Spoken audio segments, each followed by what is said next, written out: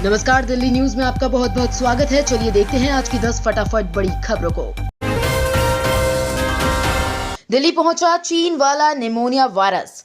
कई media reports में चीन में हाहाकार मचाने वाले निमोनिया बैक्टीरिया के केस दिल्ली में पाए जाने के दावे किए जा रहे थे, जिसे दिल्ली एम्स ने नकार दिया है। दिल्ली एम्स ने स्टेटमेंट जारी करते हुए ये स्पष्ट किया है कि एम्स में भर्ती निमोनिया के किसी मरीज का चीन में मिले निमोनिया के वायरस से कोई संबंध नहीं है।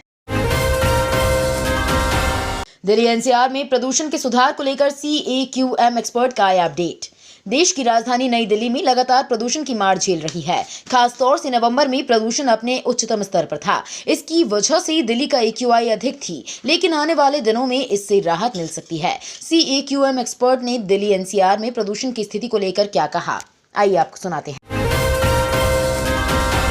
दहशत में लोग, दिल्ली की कॉलोनी में फिर तेंदुए के आने से दहशत में दिल्ली वासी। दिल्ली के सैनिक फार्म इलाके में फिर से तेंदुए की दहशत हो गई है। दरअसल 4 दिन जब तेंदुआ नहीं मिला तो वन विभाग ने मान लिया कि वो वापस जंगल में चला गया है, लेकिन फिर से सैनिक फार्म इलाके के पास तेंदुए के होने के निशान मिले हैं, जिसके बाद फिर से लोगों में दहशत का माहौल बन गया है। दिल्ली एम्स में इलाज बेहद मुश्किल, सुविधाएं बढ़ाए सरकार। कांग्रेस सांसद ने दिए ये सुझाव। देश की राजधानी दिल्ली स्थित अखिल भारतीय आयुर्विज्ञान संस्थान यानी एम्स में इलाज करवाने लोहे के चने दबाने जैसा है। भीड़ इतनी कि नंबर।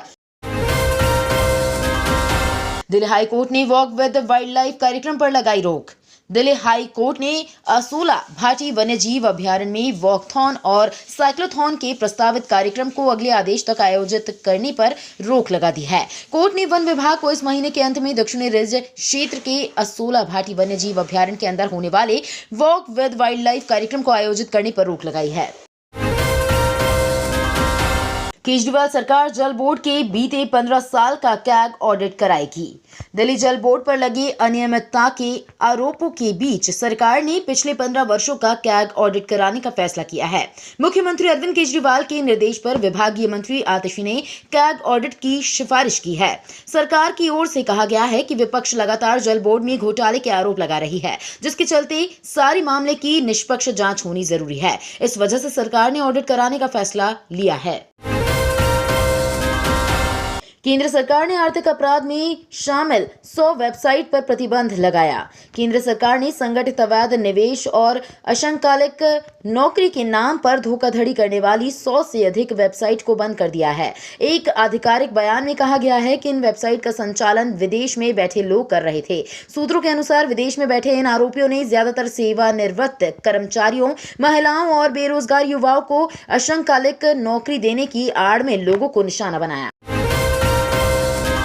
सेना में नई पॉलिसी, हर साल होगा प्रमोशन। भारतीय सेना में 1 जनवरी 2024 से नई प्रमोशन पॉलिसी लागू होने जा रही है। इसके तहत कर्नल से लेकर लेफ्टिनेंट जनरल या उससे ऊपर की रैंक के अधिकारियों को प्रमोशन मिलेगा। हर साल एक बैच बनेगा जिसे प्रमोशन मिलेगा। इस योजना में हर साल एक बैच का प्रमोशन निश्चित रूप से होगा। जैसे साल में ब्रिगेडियर रैंक के 5 अधिकारी रिटायर हुए हैं तो उतने ही कर्नल को प्रमोशन देकर ब्रिगेडियर बना दिया जाएगा।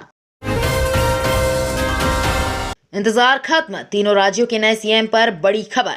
राजस्थान, मध्य प्रदेश और छत्तीसगढ़ में बीजेपी ने जीत दर्ज की है। हालांकि तीनों राज्यों में सीएम का चेहरा कौन होगा, इस पर अभी तक असमंजस की स्थिति बनी हुई है। इस बीच बड़ी खबर है कि बीजेपी आज यानी 8 दिसंबर को तीनों राज्यों में सीएम के चयन के लिए पर्यवेक्षकों की नियुक्ति कर देगी। इसके बाद विधायक दलों की मीटिंग में पर्यवेक्षक शामिल होंगे और तीनों राज्यों में सीएम का फैसला कर लिया जाएगा।